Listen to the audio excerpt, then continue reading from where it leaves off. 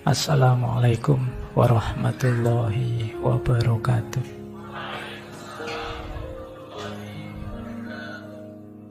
Bismillah, mari kita lanjut lagi ya ngaji filsafat kita malam hari ini. Lanjut. Meskipun begitu, Gandhi juga wanti-wanti, yo hati-hati. Seperti semua lembaga manusia, puasa dapat digunakan secara sah maupun tidak sah. Ya maksud beliau apa? Tadi kan kita contohnya yang baik-baik. Wah, saya ingin mencapai target itu terus saya puasa. Itu kan ya kalau pas target itu positif, alhamdulillah. Gimana kalau targetmu negatif? Pak, saya suka dengan pasangannya teman saya itu, Pak, tak puasainya ya. Nah, ini kan negatif. Jadi katakan ya sebagaimana semua lembaga manusia itu pasti ada yang ke arah positif atau ke arah negatif. Meskipun kata Gandhi, namun sebagai senjata yang hebat dalam gudang senjata satyagraha. Satyagraha itu salah satu ideologinya beliau, jalan kebenaran. Puasa tidak dapat ditinggalkan karena kemungkinan penyalahgunaannya. Jadi maksud beliau begini, ya pasti saja ada kelemahannya, ada titik negatifnya. Misalnya kayak tadi kalian pakai itu halnya negatif. Tapi ya tidak karena itu terus kalau gitu tidak usah puasa-puasaan lah, tidak begitu. Jadi ya mari kita pastikan ini digunakan untuk hal yang positif, tidak untuk hal yang negatif. Jangan karena ada kemungkinan 1-2 diselewengkan kemudian tidak kita pakai sama sekali. Itu sama kayak, Pak, saya tidak mau main medsos karena medsos sekarang isinya banyak rusaknya. Ya kalau ada rusaknya kan ya memang di antara efeknya itu. Tapi kan kita bisa pakai medsos tapi menghindari yang rusak-rusak. Jadi cara berpikirnya begitu. Bukan berarti kalau ada indikasi negatif satu terus kita generalisir, sudahlah ditinggal saja. Tidak begitu, nanti kita kehilangan manfaatnya. Hanya karena satu kemungkinan negatif tidak kemudian harus ditinggalkan semuanya. Kata beliau begini, tidak dapat disangkal memang puasa itu punya sifat memaksa seperti yang dilakukan Gandhi, membuat orang terus jadi tidak enak, ingin menuruti yang dituntut. Puasa seperti itu bisa dilakukan oleh orang untuk mencapai tujuan yang egois. Puasa dilakukan untuk memeras uang dari seseorang atau memenuhi tujuan pribadi yang semacam itu. Dan itu sama saja dengan pemaksaan. Ya, kalau seperti itu namanya kekerasan. Saya akan dengan tegas mendukung perlawanan terhadap pengaruh yang tidak semestinya tersebut. Jadi kalau pemaksaan ya tidak. Memaksakan maunya misalnya. Dengan cara puasa, ini bagi Gandhi ya tetap jenis kekerasan. Jadi, meskipun begitu, puasanya jangan ditinggalkan. Saya tahu senjata puasa tidak bisa digunakan dengan mudah. Senjata ini bisa dengan mudah menimbulkan kekerasan, kecuali jika digunakan oleh orang yang ahli dalam bidang ini. Jadi puasa itu dahsyat, tapi bisa juga disalahgunakan, maka perhatikan siapa yang menggunakannya. Misalnya, wah Ramadan saja tidak pernah puasa, sekarang tiba-tiba puasa untuk memprotes apa gitu. Itu kualitas dirinya, kualitas orangnya. Kenapa sih kalau Gandhi puasa semua orang gentar kemudian patuh pada tuntutannya? Karena Gandhinya. Kualifikasi beliau. Orang sadar seperti apa beliau. Kalau kita kan misalnya ada orang yang kita hormati marah, itu kan kita tidak enaknya luar biasa. Jadi orang yang kita sungkani, orang yang kita hargai ternyata kemudian tidak berkenan, itu kan kita jadi tidak enak. Kenapa bisa begitu? Ya karena memang orangnya mulia. Itulah tadi kenapa ya prasyarat penting orangnya dulu, siapa dulu. Dia harus beres dulu. Baik, jadi itu beberapa gambaran tentang bagaimana kita mengambil strategi puasa yang itu jenisnya anti kekerasan untuk mewujudkan tujuan-tujuan keinginan kita. Ya kalau untuk tujuan-tujuan politik sosial yang besar ya bisa secara publik dengan banyak orang lain. Tapi kalau untuk kita sendiri tujuan-tujuan individu tapi yang baik ya bisa saja kita lakukan. Tadi saya sebut semacam tirakat dan lain sebagainya. Jangan lupa dasarnya tetap tadi ya cinta pada manusia dan kemanusiaan. Karena memang yang dilakukan Gandhi memang tidak untuk dirinya. Beliau sudah selesai dengan dirinya. Itulah kenapa beliau dikenal sebagai Mahatma, orang yang jiwanya besar.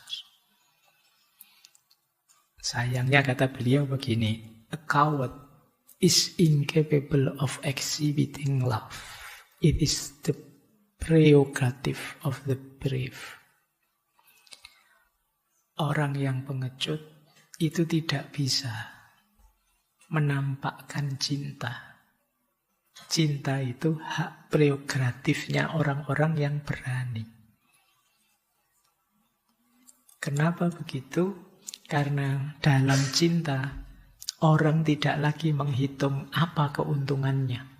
Apa yang aku dapat, apa yang aku peroleh, kesenangan atau kebahagiaan apa yang aku raih dengan cinta ini. Tapi orang yang benar mencintai, itu yang jadi pertimbangannya adalah yang dia cintai. Kalau dia mencintai negaranya, ya dia mencari yang terbaik untuk negaranya, untuk bangsanya.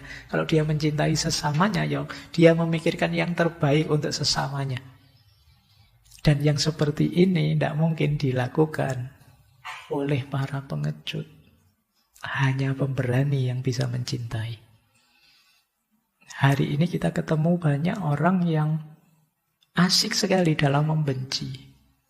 Asik sekali dalam mencaci. Ya, itu memang makomnya mereka. Kalau versinya Gandhi, hanya para pemberani yang berani mencintai.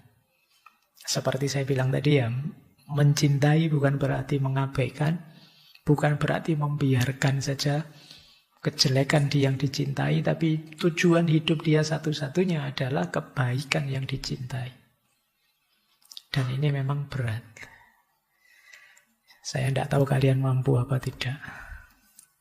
Ya, latihan ya. Kenapa saya minta latihan? Karena hidup ini perlu cinta, perlu pengorbanan. Kalau kalian tidak mau berkorban sama sekali, kalian hanya memanjakan egomu saja, sulit kalian mencapai hal-hal besar dalam hidup. Hal besar itu biasanya bisa kalian capai dengan mau berkorban. Entah itu korban waktu, korban biaya, korban tenaga, tambah harus memperhitungkan saya dapat apa, saya untung apa. Bayangkan beliau yang sudah susah payah berjuang bertahun-tahun dari puasa ke puasa, pada akhirnya hanya diakhiri hidupnya oleh seorang Godse. Tapi nama beliau sampai hari ini masih berkibar. Masih dikaji orang, dipelajari orang, diambil manfaat dari ilmunya. Ya, tergantung pilihanmu, kalian mau ada yang di atas apa di bawah, mau jadi the coward apa the brave. Orang-orang yang berani. Oke, kita lanjutkan ya. Ini yang hubungannya dengan anti kekerasan tadi. Terus, ini yang sering kita lupakan. To believe in something and not to live it is dishonest. Kita sering jadi orang yang tidak jujur. Karena bagi Gandhi, mempercayai sesuatu tapi tidak menghidupkannya. Itu berarti orang yang tidak jujur. Kalian percaya bahwa cinta itu agung, luar biasa. Kalian percaya bahwa sesama manusia itu sama-sama levelnya setara. Tapi kok kita tidak bisa menghidupkannya, sebenarnya kitalah. Kalau bahasa tadi dishonest atau orang munafik tadi. Kita percaya bahwa kita harus saling menghargai, kita harus saling toleran, kita harus menerima keragaman dan lain sebagainya. Itu bagian dari kepercayaan kita. Tapi not to live it. Kita tidak bisa menghidupkannya. Kita maunya konflik saja, maunya tawuran saja. Berarti kita dishonest, kita bagian dari orang yang munafik. Saya percaya Pak bahwa keragaman hidup ini adalah sunnatullah, kehendaknya Allah. Tapi kok tidak bisa hidup rukun, tidak bisa menerima perbedaan, berarti kita dishonest, kita tidak jujur, kita munafik. Katanya percaya keragaman, tapi ada orang yang berbeda diamuk, dimarahi, direndah-rendahkan. Makanya tadi Gandhi begitu semangat membela kaum Dalit tadi. Karena beliau konsekuen dengan kepercayaan beliau bahwa semua manusia bersaudara. Maka kalau ada penindasan, diskriminasi dari manusia ke manusia yang lain, harus dilawan. Kenapa? Karena kepercayaan saya semua manusia itu bersaudara. Kalau kita diam saja, itulah dishonest. Ketidakjujuran, kemunafikan. Nah, kita akan sering nuduh orang, oh kamu dasar munafik. Jangan-jangan kita sendiri yang munafik. Kita sendiri yang tidak konsisten, tidak konsekuen dengan apa yang kita percayai, apa yang selama ini kita yakini. Oke, kita lanjutkan ya. Masih kuatkah? Kelihatannya ini termasuk materi-materi ideal yang ya semoga bisa kita jalankan. 50%-nya alhamdulillah. Lanjut ya. Nah, ini menarik, saya terjemahkan saja lah kalau bahasa Inggris kalian agak ruming. Kata beliau begini, engkau mungkin tidak tahu apa hasil dari tindakanmu. Namun kalau engkau tidak melakukan apapun, ya tidak akan ada hasil apapun. Oh, ini sindiran yang makjeleb ya untuk kita. Kita itu sering takut hasilnya jelek. Kita sering takut, nanti kalau begini gimana Pak? Nanti kalau begitu gimana Pak? Gitu kan. Ini sederhananya Gandhi mau bilang, lah kamu itu loh tidak ngapa-ngapain. Kok takut begini, takut begitu. Bergerak dulu, bertindak dulu, baru nanti ketahuan jadi begini apa begitu. Kita selama ini tidak melakukan apa-apa, hanya takut dan khawatir saja. Yo kalau hanya itu sih ya tidak akan ada apa-apa. Jadi kita sering mengkhawatirkan masa depan, tapi kita tidak melakukan apa-apa di masa kini. Loh, kalau kita tidak melakukan apa-apa, tidak usah khawatir apa-apa, tidak ada apa-apa di masa depan. Kamu tidak melakukan apa-apa. Baru kalau kalian sudah melakukan ini, melakukan itu, Pak, nanti bisa sukses, bisa gagal, baru kamu bisa begitu. Tapi kalau tidak melakukan apa-apa, loh, ngapain kamu khawatir? Kamu tidak ngapa-ngapain.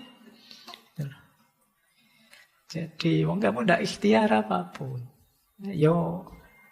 Kamu tidak daftar kuliah kok takut DO, takut tidak lulus. Kan sederhananya itu. Baru kalau kamu sudah daftar, kamu boleh, Pak, nanti kalau saya tidak lulus gimana? Oh iya, ya wajar. Kamu tidak daftar kok bilangnya takut tidak lulus, takut DO. Kita sering begitu. Mengkhawatirkan sesuatu yang kita sendiri tidak melakukan proses apa-apa untuk menuju ke sana. Bisa enggak ya Pak, saya nanti membahagiakan istri saya? Nah, saya bilang begitu. Lalu sekarang istrinya saja enggak ada. Betul. Kamu rancang seperti apapun ya enggak tahu. Calonnya belum ada, apa-apanya belum ada. Jadi itu yang sering kita lakukan hari ini. Banyak kegelisahan kita itu kegelisahan yang kosong. Karena kita enggak ngapa-ngapain sudah gelisah. Ya. Kalau kita sudah ibadah baru mikir diterima enggak ya ibadah saya oleh Allah, kan begitu. Kamu enggak ngapa-ngapain besok masuk surga apa neraka ya Pak saya. Enggak ngapa-ngapain. Jadi itu yang dimaksud oleh beliau. Engkau mungkin enggak tahu apa hasil tindakanmu, tapi kalau kamu enggak melakukan apa-apa, ya enggak ada apa-apa. Jadi tidak akan ada hasil apapun. Maka beliau berjuang, komitmen, konsekuen. Dengan keyakinan beliau, entah hasilnya apa. Bahwa mungkin sampai hari ini India Pakistan kadang-kadang masih konflik. Ya monggo saja sejarahnya begitu, tapi beliau sudah melakukan banyak hal untuk itu. Jadi ini sindiran untuk kita. Ini kalau kita tidak ngapa-ngapain, ya jangan menunggu hasil, jangan meramalkan sukses atau tidak. Kita tidak melakukan apa-apa. Kita lanjutkan. Ini hubungannya dengan puasa tadi. Kata beliau, bahasa Inggris lagi. I call him religious who understand the suffering of others. Orang yang mau peduli penderitaan orang lain, kesulitan orang lain, itulah seorang religius. Jadi orang religius adalah orang yang berkomitmen terhadap ajaran agamanya. Dan pasti semua ajaran agama punya komitmen terhadap orang-orang yang tertindas, mustad'afun, orang-orang yang suffering, menderita. Jadi kalau kalian melihat ada orang tekun sekali ibadah, kalian tidak tahu itu tulus apa terpaksa apa acting saja. Maknanya bisa macam-macam. Bisa juga memang tulus ibadah. Tapi begitu kalian lihat orang baik sekali hatinya, peduli dengan sesama, peduli dengan penderitaan orang lain, pastikan bahwa dia orang religius. Dia orang baik yang menjalankan amanat agamanya. Jadi, palsu tidak palsu, yang penting faktanya dia membantu. Jadi, peduli dengan suffering of others. Maka beliau lebih fokus ke sana. Sampai beliau dituduh, wah ini terlalu membela muslim ini. Beliau tidak melihat itunya, beliau melihat penindasan dan ketertindasan itu. Kan banyak kisah-kisah dalam Al-Quran itu bagaimana para nabi oleh Allah diminta mendampingi orang-orang yang tertindas. Termasuk Nabi Musa diminta mendampingi Bani Israel. Meskipun kisahnya dalam Al-Quran itu bagaimana ngeyelnya Bani Israel. Disuruh ini, disuruh itu, bantah terus. Tapi Nabi Musa tetap disuruh menemani. Saking nakalnya kalau dalam Al-Quran itu kan sampai bikin sapi sendiri disembah. Itu kan luar biasa sudah. Tapi tetap Nabi Musa disuruh menemani. Kenapa? Saat itu posisi mereka mustad'afun, sedang tertindas. Nah, jadi agama sangat peduli dengan orang-orang yang tertindas. Suffering of others. Akan luar biasa kalau kesibukan kita dalam beragama antara lain ini. Kepedulian pada sesama. Jadi tidak sekedar menghitung pahala kita sendiri. Nanti disuruh, mas bawa sedikit-sedikit sedekah. Oh, pahala saya sudah banyak pak, saya itu. Nah, itu. Jadi hitung-hitungan pahala. Mari kita peduli dengan sesama. Karena I call him religious who understand the suffering of others. Aku sebut dia seorang religius. Yaitu dia yang bisa memahami penderitaan orang lain. Bukan orang egois yang mikir senangnya sendiri atau enaknya sendiri. Kita lanjutkan. Nah ini hubungannya dengan puasa anti kekerasan tadi ya. Apa sih yang membuat puasanya Gandhi bisa sukses? Antara lain dari kegigihan beliau, ketekunan beliau. Kalau fisiknya sih beliau kelihatan seperti orang tua yang lemah pakai tongkat gitu. Tapi kegigihan beliau luar biasa. Itulah kenapa beliau menyatakan kekuatan tidak datang dari kapasitas fisik. Kekuatan datang dari kemauan yang gigih. Jadilah orang yang tekun. Jadilah orang yang gigih, kalian akan berhasil. Dalam hal apapun. Jadi kita itu tergantung apa yang kita biasakan untuk diri kita. Tekunlah di hal apapun. Kalian akan sukses. Baik, ini waktunya ya. Saya lanjutkan. Ini mungkin jika sindiran untuk kita. Anda hanya dapat membangunkan orang jika dia benar-benar tertidur. Tetapi usaha yang Anda lakukan tidak akan memberikan pengaruh apapun jika dia hanya pura-pura tidur. Ngerti maksudnya ya? Misalnya gini, ketika tadi saya ngomong, kalian harus peduli sesama dong. Perhatikan orang-orang menderita di sekelilingmu itu kan. Ini sebenarnya tidak baru. Sejak dulu kalian juga tahu kalau membantu orang tertindas itu sesuatu yang mulia. Tapi kenapa kok kalian masih belum menjalankannya? Kalian pura-pura tidak tahu. Kalau ketemu orang pura-pura seperti ini, dibangunkan seperti apapun ya tidak efektif. Kenapa? Wong sudah bangun. Orang itu kalau tidur bisa dibangunkan. Kalau pura-pura tidur tidak bisa dia dibangunkan. Wong dia sudah bangun sebenarnya. Kalau lupa diingatkan. Tapi kalau pura-pura lupa, gunanya apa diingatkan? Dia sudah ingat cuma tidak mau saja menjalankan. Nah, kita sering posisinya orang yang pura-pura lupa dan pura-pura tidur tadi. Bukan berarti kita tidak tahu teori-teori yang baik, kebenarannya yang mana, sesuainya yang mana. Kita tahu. Cuma kita masih enggan melakukannya.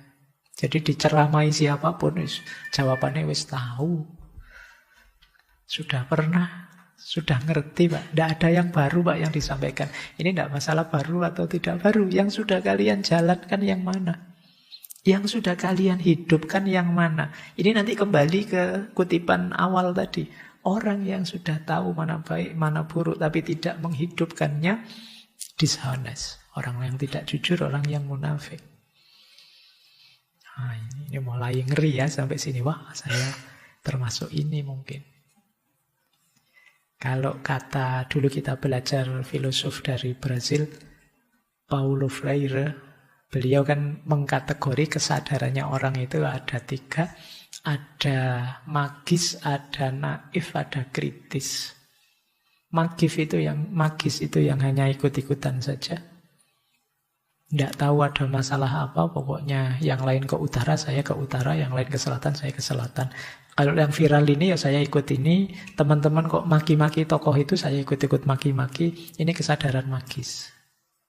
Ada kesadaran naif. Kesadaran naif itu sudah tahu itu jelek, sudah tahu itu baik, tapi tidak diimplementasikan. Jadi ini orang naif namanya. Sadar masalah, tapi tidak mau mencari solusinya. Banyak di antara kita yang masih berkategori naif. Koleksi pengetahuan kita itu bisa buku-buku di kepala kita. Tapi yang jalan kualitas hidup kita kalau tidak meningkat-meningkat ya karena kita tidak menghidupkannya. Jadi kita seperti orang yang pura-pura tidur. Pura-pura tidur itu metode membangunkan apapun tidak akan bangun. Kalau orang tidur beneran, itu bisa. Metode tertentu bisa dia bangun. Tapi orang pura-pura tidur, wong dia pura-pura. Dipukuli pun dia pura-pura masih tidur. Jadi semoga teman-teman tidak termasuk kategori orang yang pura-pura tidur. Tertidur beneran maklum lah, mungkin karena banyak kesibukan, lupa itu masih. Tapi sebenarnya ingat sih, sebenarnya tahu sih, tapi males saja, enggan saja melakukan. Nah ini pura-pura tidur. Jadi kata Gandhi, usaha yang Anda lakukan tidak akan memberikan pengaruh apapun jika hanya pura-pura tidur. Ditambahi lagi, ditegaskan lagi dengan kalimat ini. Kata beliau, tidak ada hal yang lebih menyedihkan dalam hidup saya selain melihat kerasnya hati orang-orang terpelajar. Sudah pura-pura tidur, ngeyele luar biasa.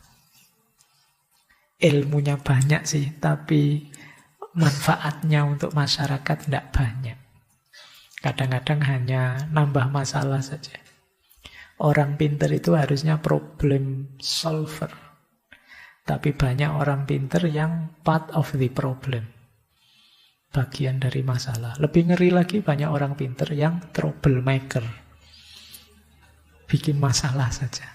Dunia tentram-tentram, dia bikin konsep, bikin teori, bikin pernyataan, terus jadi ruwet, jadi kacau. Nah, Gandhi juga capek saya lihat orang-orang pinter itu. Ngeyelnya luar biasa. Karena dia pinter, salah pun dia bisa nyari argumen agar tetap benar.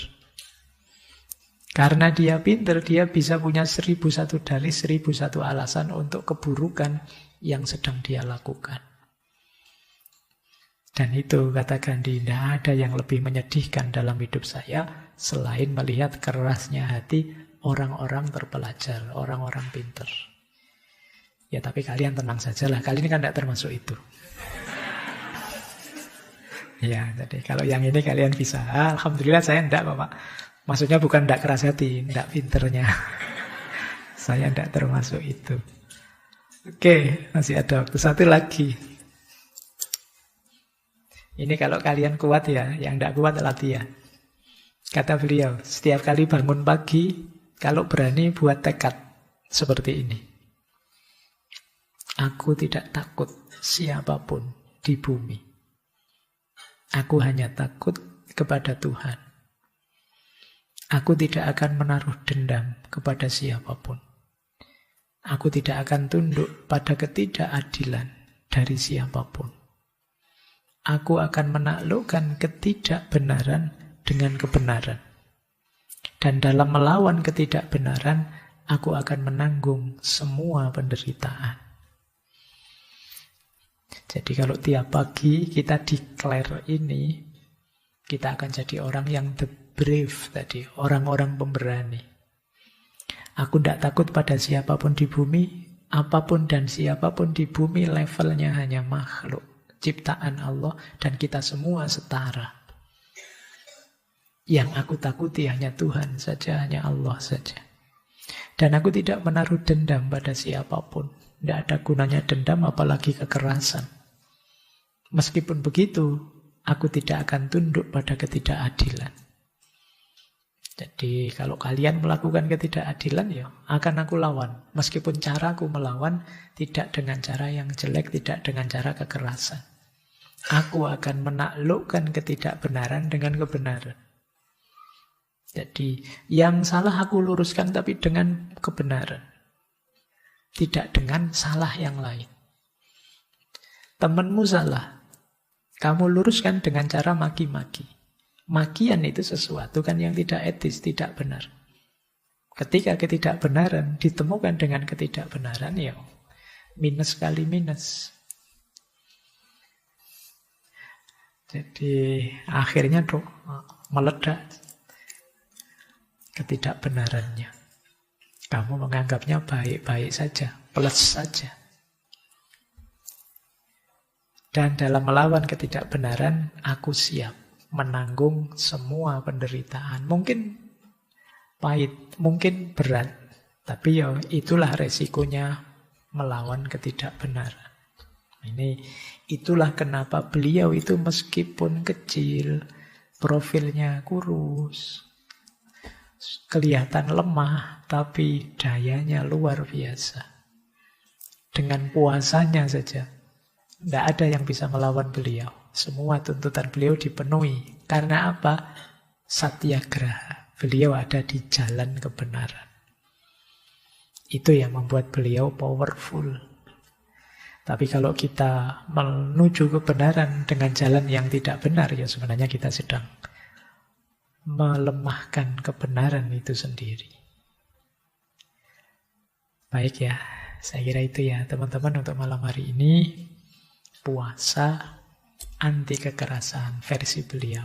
Jadi mungkin ada banyak pelajaran yang kita ambil malam hari ini. Semoga kita bisa latihan. Tadi mungkin 1 bulan ke depan kan kita puasa. Mari kita puasa yang lebih hakiki, pembersihan jasmani, pikiran, dan juga jiwa kita. Sehingga frekuensi kita jadi frekuensi yang menggetarkan. Sebagaimana Mahatma Gandhi, orang yang jiwanya besar, jiwanya agung. Baik, saya kira itu ya. Sudah jam 12:04. Saya khawatir bablas saja. Oke, minggu depan kita lebih praktis. Tidak sedalam ini dan kemarin. Sebenarnya saya ingin banyak bahas yang tema minggu depan, yaitu puasa media sosial. Seperti apa sangkan parannya puasa media sosial ini yang paling banyak mengganggu kita belakangan ini, menggelisahkan kita untuk dibahas. Kita ketemu insya Allah Rabu depan. Oke, saya kira itu untuk malam hari ini. Kurang lebihnya mohon dimaafkan. Wallahul muwaffiq, wallahu a'lamu bissawab. Wassalamualaikum warahmatullahi wabarakatuh.